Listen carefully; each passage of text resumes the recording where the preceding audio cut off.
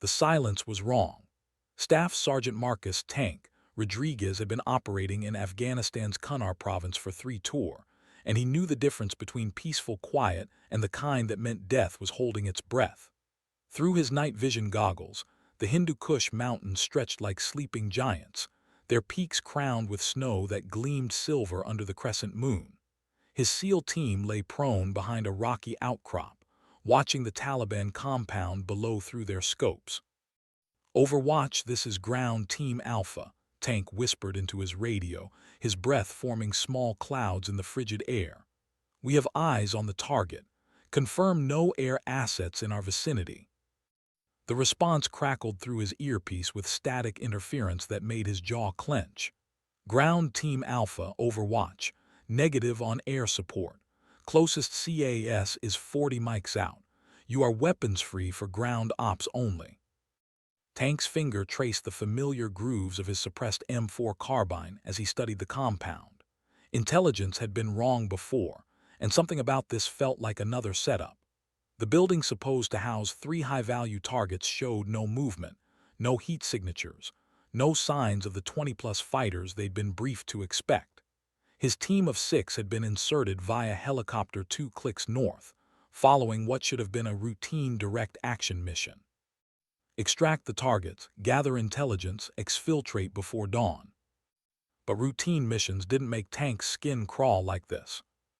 "Movement 2 o'clock, hissed Petty Officer Jake Iceman Morrison, the team's sniper. His scope tracked something in the darkness. Single individual, but something's off about his movement pattern. Tank adjusted his position, feeling the cold stone bite through his tactical gear. The figure below moved wrong too deliberately, like someone following a script rather than natural patrol behavior. Behind them, the rest of his team maintained their Overwatch positions.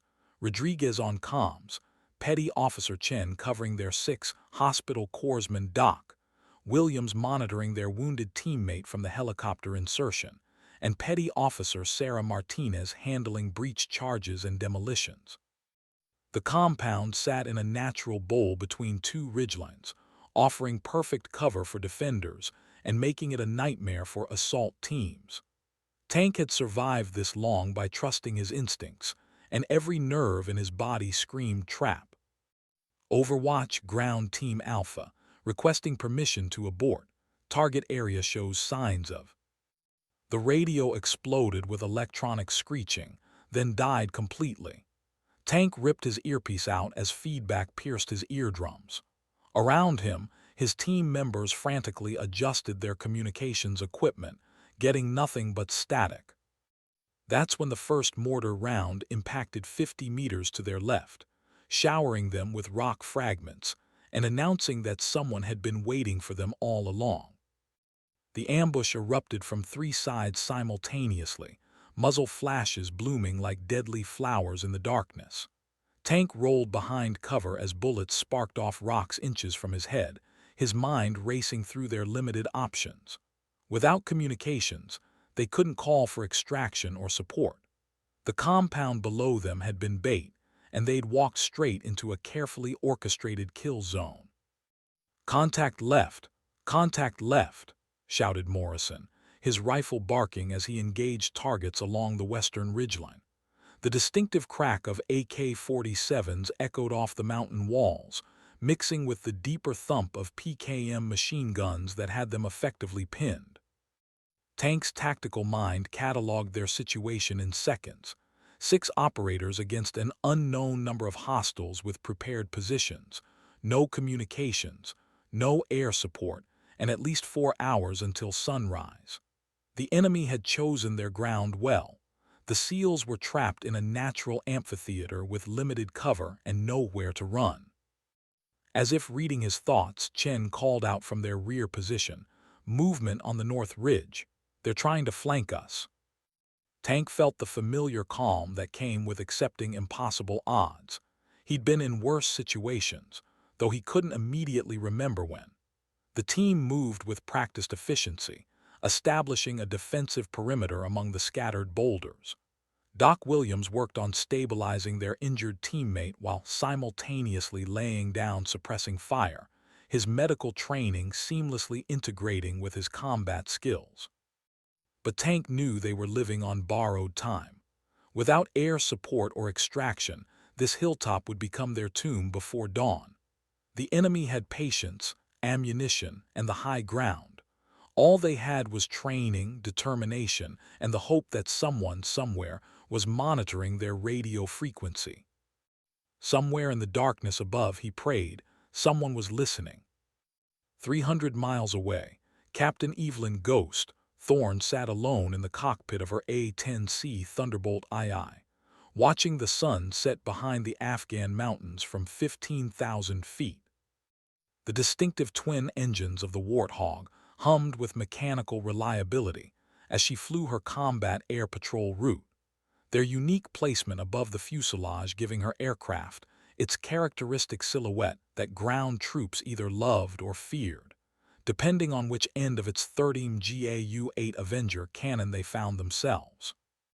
Ghost had been airborne for nearly 3 hours on what was supposed to be a routine patrol mission, her aircraft loaded with a full complement of AGM-65 Maverick missiles, 2.75-inch Hydra rockets, and 1,174 rounds of depleted uranium ammunition for the Avenger.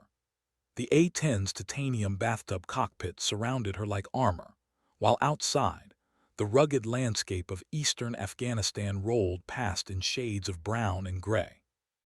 At 32, Ghost had accumulated more combat flight hours than pilots 10 years her senior, but tonight felt different. Maybe it was the intelligence briefings about increased Taliban activity in the Kunar province, or maybe it was the unusual radio silence from ground units that typically chattered constantly on the tactical frequencies.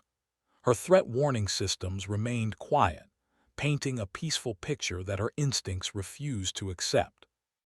Bagram Tower, Ghost 11, requesting sitrep on current ground operations in Sector 77, she transmitted, her voice carrying the practiced calm that came with 5 deployments and more close air support missions than she cared to count. The response came back clean and professional. Ghost 11, Bagram Tower. No active operations reported in your sector. Maintain current patrol altitude and standby for tasking.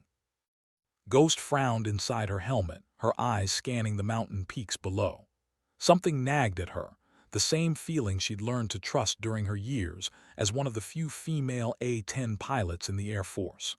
The Warthog had earned its reputation as a pilot's airplane, unforgiving of mistakes but loyal to those who understood its capabilities. Tonight, both pilot and aircraft shared a sense of unease. She adjusted her heading slightly, bringing her patrol route closer to the mountainous border region where Special Operations Forces typically conducted their nighttime raids. The A-10's sensors painted a clear picture of the terrain below, but thermal imaging couldn't detect the subtle wrongness that made her grip the stick a little tighter. Ghost 11, be advised, we're showing increased electronic warfare activity in your sector, crackled through her headset. Unknown parties are jamming radio frequencies. Exercise extreme caution. The pieces clicked together in Ghost's mind like a weapons system coming online. Radio jamming meant someone was trying to isolate ground units from their support networks. In this part of Afghanistan, that usually meant Americans were in trouble. She banked her aircraft toward the Kunar province, pushing the throttles forward as the twin turbofans spooled up to military power. Whatever was happening in those mountains, Ghost intended to be in position to help when the call came. If anyone was still alive to make the call. Tank pressed himself against the boulder as another burst of machine gun fire chewed chunks of stone from his cover. The tactical situation had deteriorated rapidly over the past hour. What started as harassment fire from distant positions had evolved into a coordinated assault by what appeared to be at least 30 Taliban fighters, all equipped with modern weapons and night vision capabilities that matched their own. "Doc, how's Peterson?" Tank shouted over the din of incoming fire, referring to their teammate who'd taken shrapnel during the helicopter insertion. "Stable for now, but he needs medevac within 2 hours or we're gonna lose him." Doc Williams replied, his voice tight with the stress of treating a patient under fire. The hospital corpsmen had already used most of their medical supplies keeping Peterson alive, and blood was seeping through the bandages faster than they could replace them. Morrison's sniper rifle cracked again from their eastern position. Tango down, but they're massing for another push. The SEAL's voice carried the strain of a man who'd been engaging targets for over an hour with limited ammunition. I count at least 15 moving up the south approach. Tank did quick math in his head. 6 operators, 1 critically wounded, against 30-plus hostiles in prepared positions. Their ammunition wouldn't last another hour at this rate, and the enemy seemed content to wait them out. Classic tactics: pin the Americans down, prevent reinforcement, and slowly grind them down until they could be overrun or captured. The thought of capture made Tank's blood run cold. Taliban propaganda videos had shown the world what happened to American prisoners, especially special operations personnel. Death in combat was preferable to the alternative. "Chen, what's our 6 look like?" Tank called to their rear security. "Still quiet, but that won't last," came the reply. "They're probably moving people into position for a final assault. Classic hammer and anvil."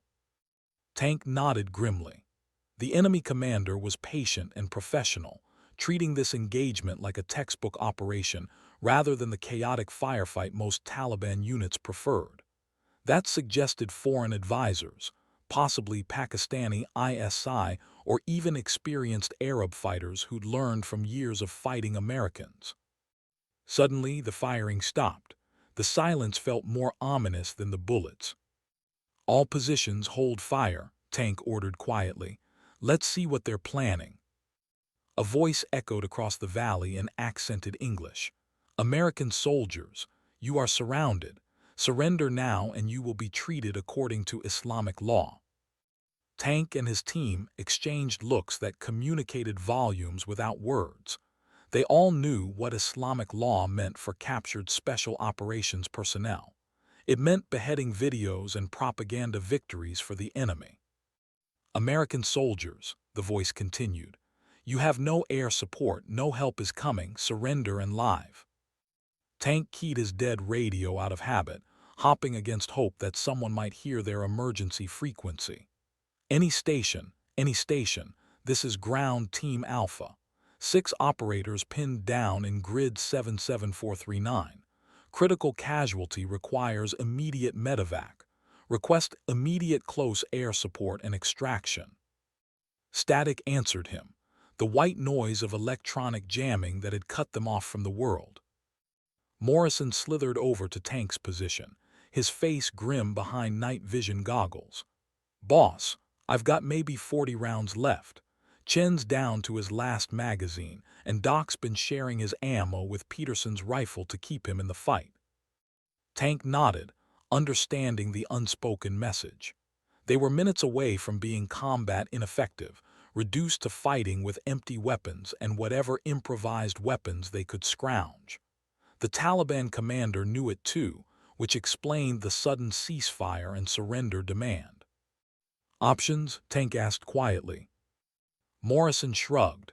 "We can try to break contact, move to that ridgeline north of here, but with Peterson—" He didn't finish the sentence. They all knew that carrying a critically wounded teammate across broken mountain terrain under fire was essentially impossible. Tank stared up at the star-filled sky, wondering if this was how his story would end. Somewhere up there, beyond the reach of radio jamming, American aircraft were probably conducting their own missions, unaware that 6 of their countrymen were about to die or disappear forever in these mountains. He was about to give the order to prepare for their final stand when a sound drifted down from the darkness above, distant but growing closer. Tank's heart leaped as he recognized the distinctive whine of twin turbofan engines that every grunt in Afghanistan knew by heart. Somewhere in the night sky, an A-10 Warthog was flying a patrol route, its pilot unaware of the drama unfolding below. Ghost throttled back her engines and began a slow turn over the Kunar province, her eyes scanning both her instruments and the terrain below.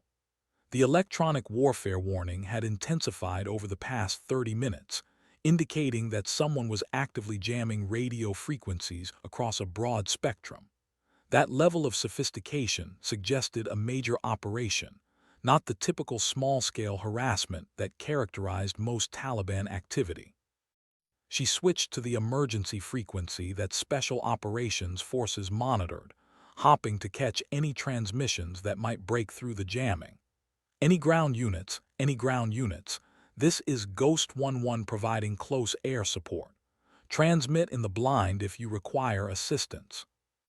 Static filled her headset, but Ghost thought she detected something underneath the white noise, fragments of human speech that lasted only seconds before being swallowed by the jamming. Someone down there was trying to communicate, fighting against electronic interference that was preventing their calls from getting through.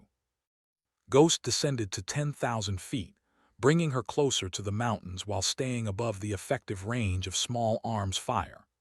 The A-10's sensors painted a detailed picture of the terrain below, but thermal imaging was limited by the cold mountain air and rocky ground that absorbed heat during the day and released it slowly at night. She adjusted her sensor sweep pattern, looking for the telltale signatures that indicated human activity, vehicle heat signatures, muzzle flashes, or the warm bodies of personnel moving across the landscape. The Warthog's advanced targeting systems could detect threats at considerable distances, but only if she knew where to look. That's when she saw it, a brief flicker of thermal activity in a valley between two ridgelines, gone almost before she could process it. Ghost banked her aircraft for another pass, this time using her targeting pod to focus on the specific area. The image that appeared on her display made her blood run cold. Multiple heat signatures were moving across the mountainside in what appeared to be coordinated assault positions. The thermal pattern suggested at least 20 individuals equipped with weapons, all focused on a single rocky outcrop where fainter heat signatures indicated a much smaller group. Ghost had seen this picture before, a small unit of friendly forces pinned down by a larger enemy element. The tactical situation was clear even without radio communication. Americans were in trouble, and she was their only hope for survival. She began configuring her weapon systems, selecting 30 high-explosive rounds for area suppression, and marking potential targets with her laser designator. The Warthog's GAU-8 Avenger cannon could fire depleted uranium rounds at 3,900 rounds per minute, turning enemy positions into moonscapes in seconds. But engaging without positive identification violated rules of engagement that could end her career and potentially result in friendly fire casualties. Ghost needed confirmation that she was looking at enemy forces, not Afghan military units conducting their own operations. She keyed her radio again, broadcasting on multiple frequencies simultaneously. Ground units in distress, ground units in distress. This is Ghost 11. I have visual on your position. If you can hear this transmission, mark your location with infrared strobes or signal mirrors. For 30 seconds, nothing happened. Then a pinprick of infrared light began flashing from the rocky outcrop in the valley floor, the distinctive pattern that American forces used to identify themselves to friendly aircraft. 3 long flashes, 3 short, 3 long. SOS in International Morse code. Ghost smiled grimly inside her helmet. Americans were definitely in trouble down there, and she was about to become their guardian angel. She pushed the throttles forward and began her attack run, the A-10's engines howling as the Warthog dove toward the mountainous battlefield like a mechanical bird of prey.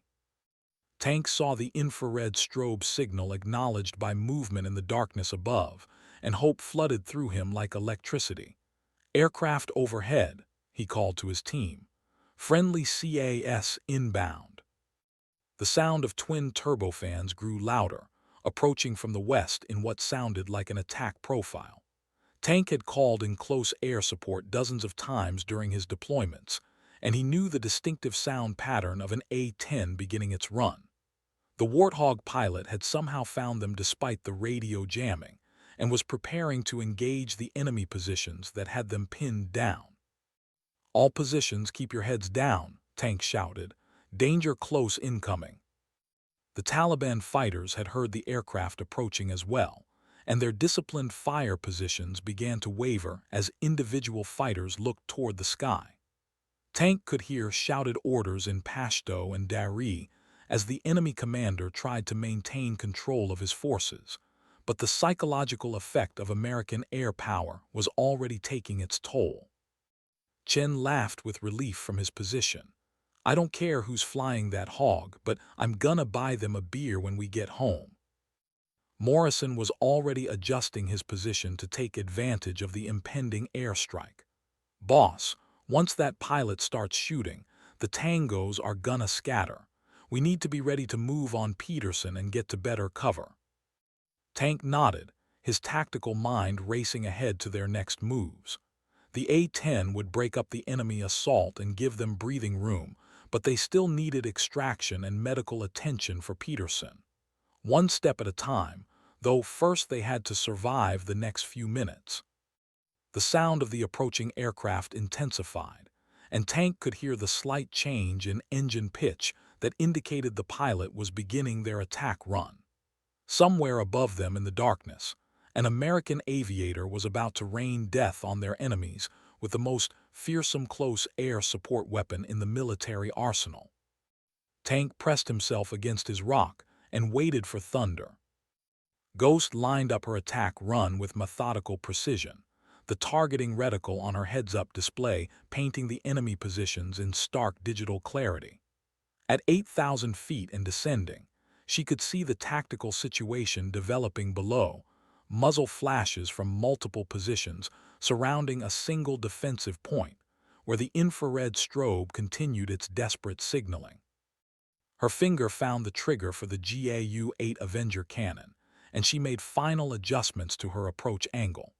The rules of engagement were clear: positive identification of hostile forces engaging friendly troops meant weapons were free. The Taliban fighters below had made their intentions obvious by their coordinated assault on what were clearly American personnel.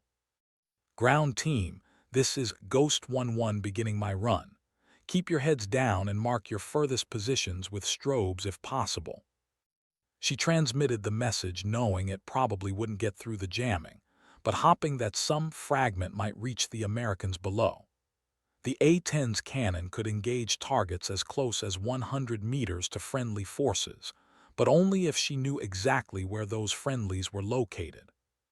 2 additional infrared strobes began flashing from the rocky outcrop, giving Ghost a clear picture of the friendly perimeter. Everything outside that triangle was fair game for the Avengers' depleted uranium rounds. At 6,000 feet, Ghost pulled the trigger. The GAU-8 cannon erupted with a sound like the world's largest chainsaw, sending a stream of 30 rounds downrange at nearly 4,000 rounds per minute. Each depleted uranium projectile carried enough kinetic energy to penetrate armored vehicles, and against personnel in the open, the effect was devastating. Ghost walked her fire across the western ridgeline, where thermal imaging had shown the heaviest concentration of enemy fighters.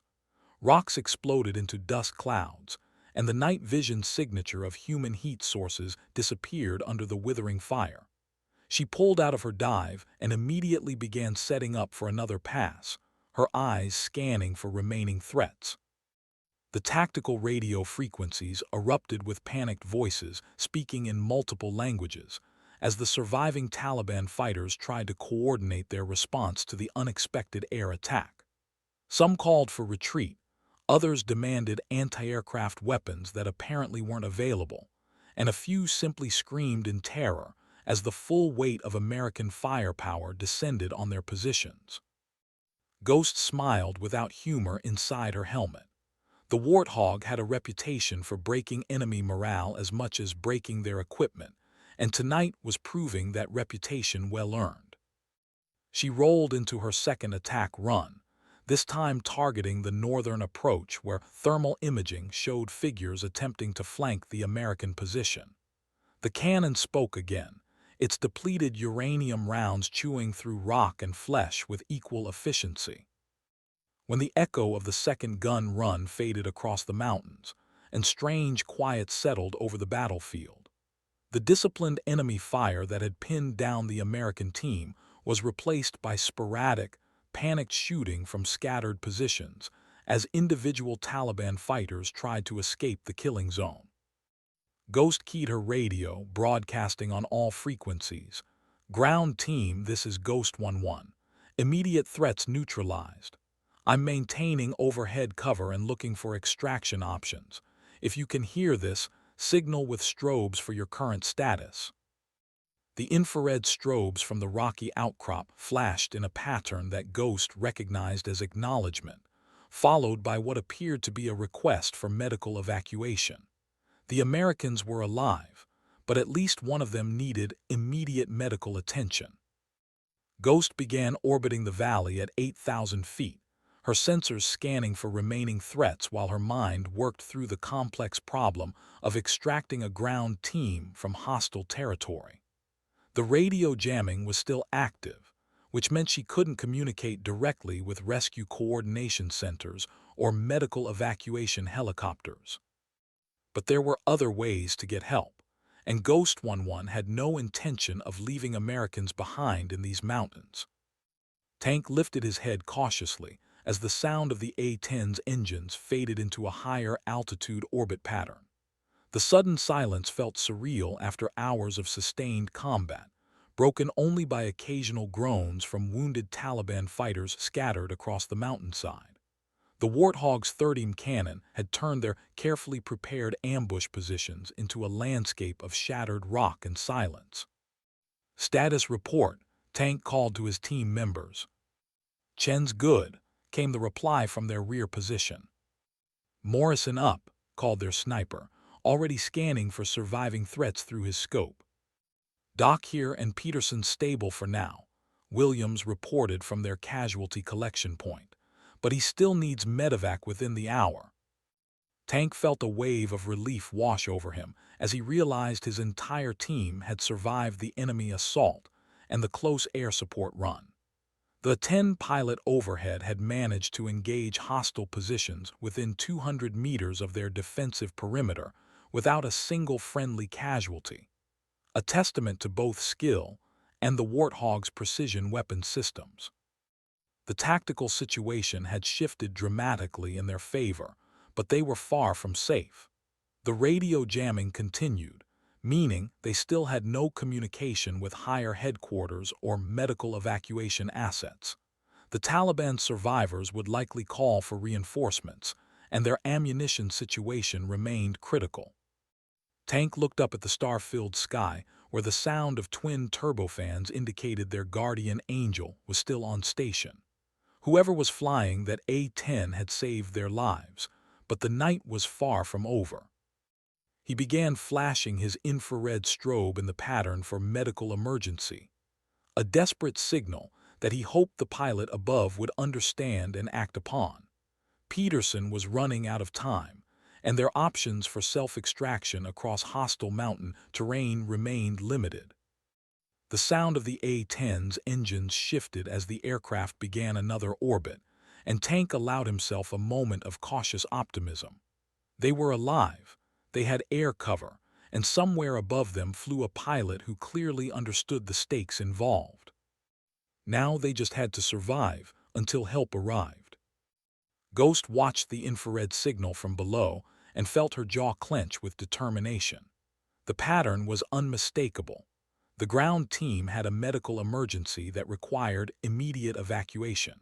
She could keep the surviving Taliban fighters suppressed with additional gun runs, but that wouldn't solve the fundamental problem of getting a critically wounded American to a medical facility. The radio jamming made normal coordination impossible, but Ghost had been flying combat missions long enough to know that sometimes rules had to be bent in service of the mission. She switched to a guard frequency that was monitored by multiple agencies and began transmitting in the clear, hoping that someone would hear and respond. Mayday, mayday, mayday. This is Ghost 11 with emergency traffic. I have American ground team in contact.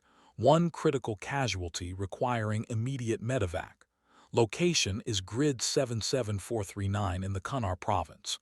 Radio jamming is preventing normal coordination. Request immediate assistance from any available medical evacuation assets. She repeated the message 3 times, then switched to other emergency frequencies and repeated it again.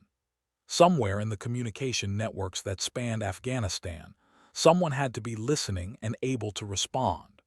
The American military had spent billions of dollars building redundant communication systems specifically to prevent situations where troops in contact couldn't get help. As if in response to her prayers, a voice crackled through the static.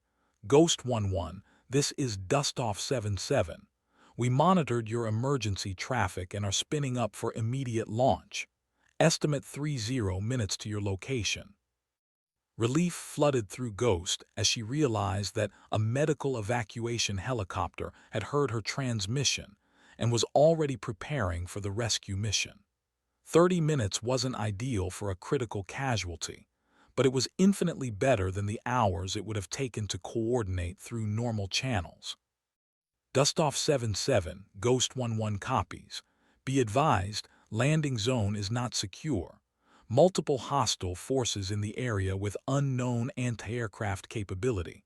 I will provide close air support for your approach and departure. Ghost 11, Dustoff 77 understands. We'll take our chances with you covering us rather than let Americans die in the mountains. Ghost smiled at the helicopter pilot's response. The medical evacuation community in Afghanistan had earned a reputation for accepting incredible risks to save wounded personnel, and tonight was proving that reputation well-deserved. She began planning her coverage for the incoming helicopter, identifying potential threats and mapping her attack patterns to provide maximum protection for the vulnerable aircraft during its approach and landing.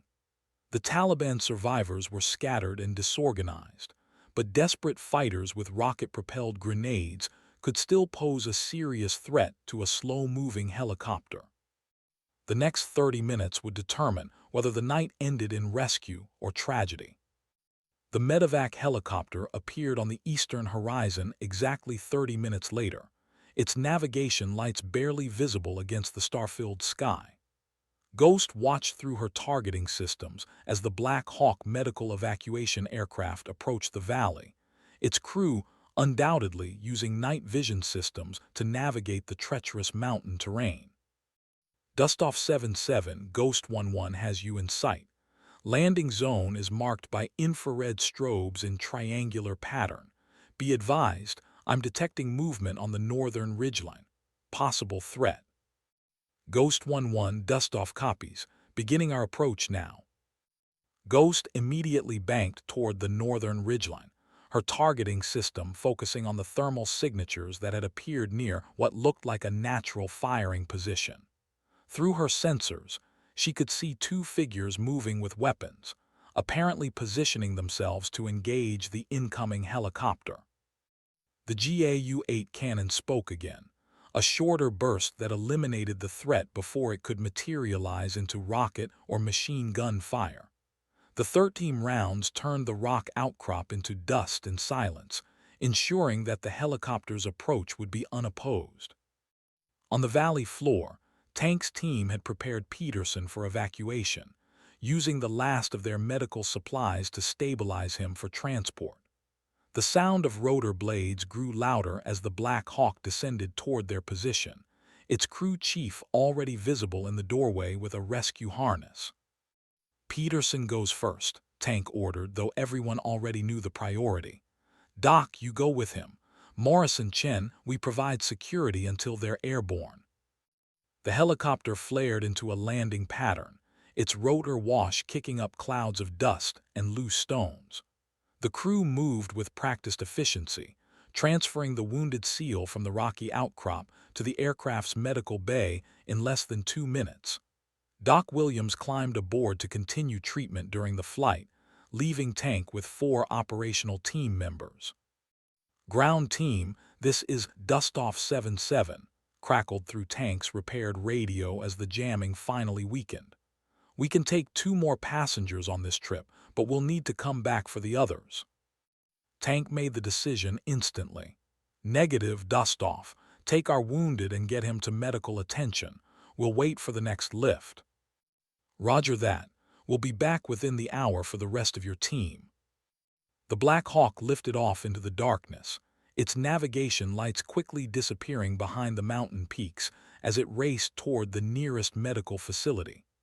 Tank watched it go with mixed emotions, relief that Peterson would survive, but concern about spending another hour in hostile territory.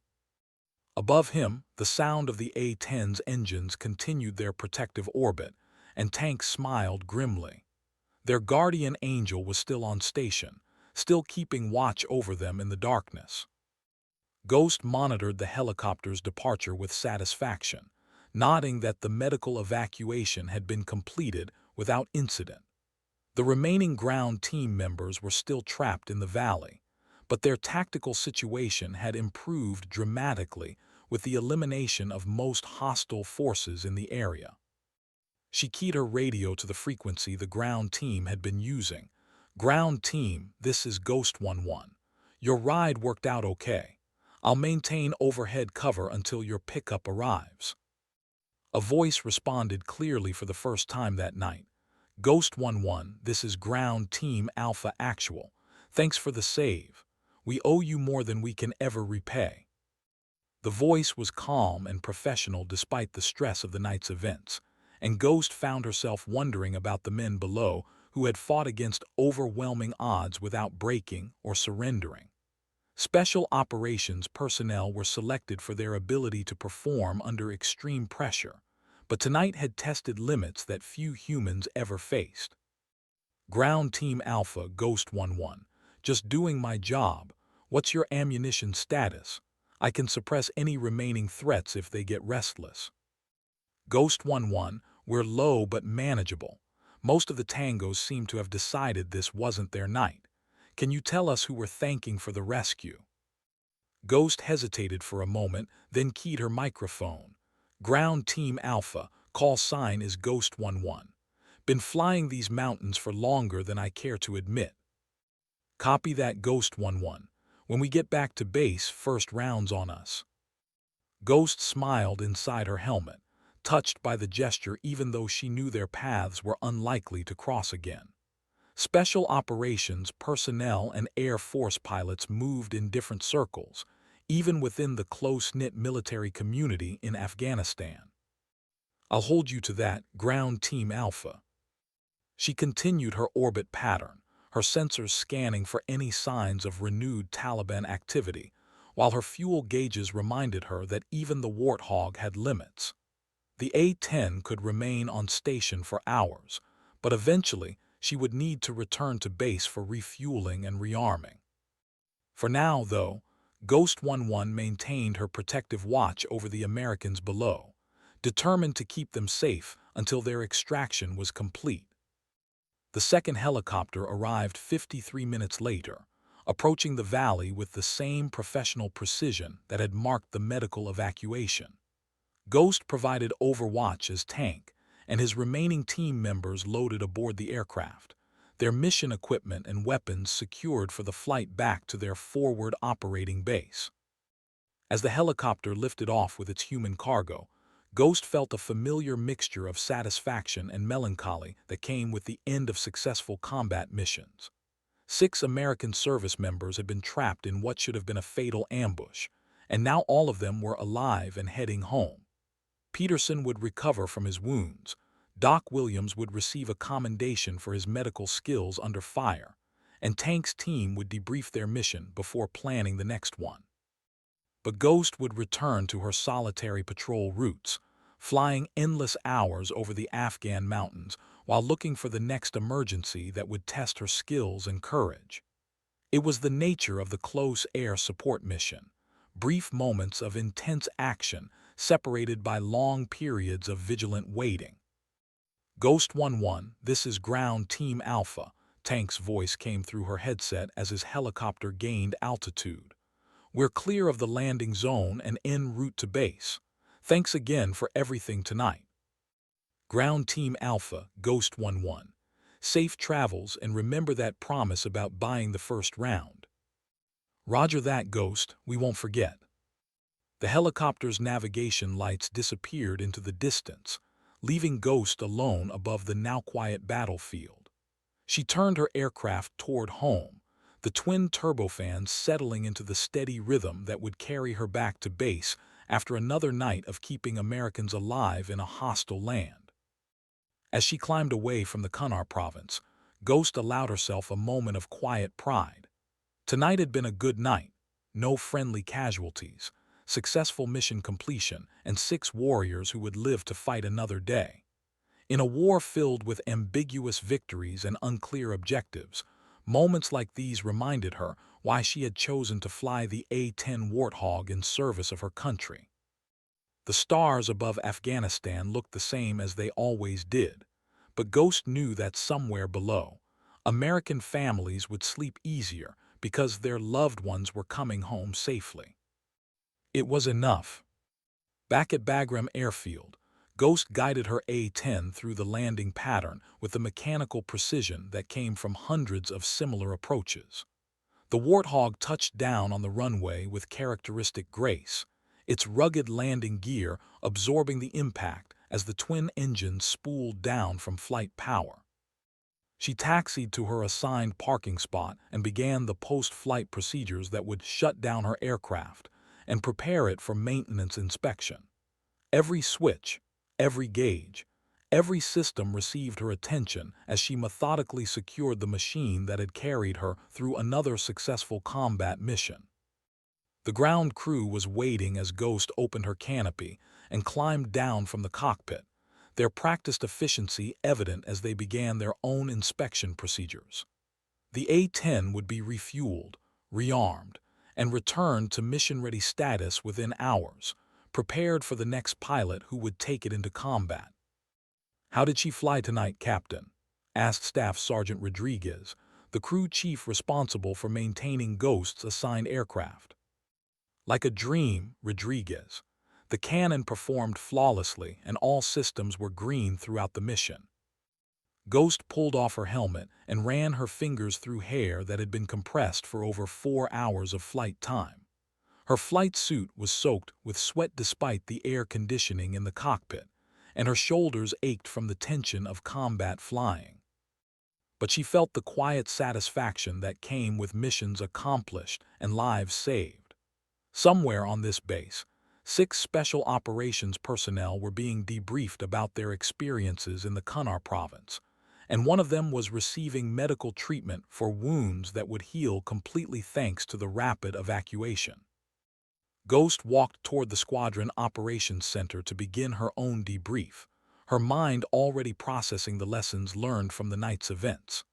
Every combat mission generated reports that would be analyzed by intelligence personnel, used to improve tactics and procedures, and filed away in the vast bureaucracy that managed America's war in Afghanistan. But the statistics and analysis would never capture the human element of what had happened in those mountains. The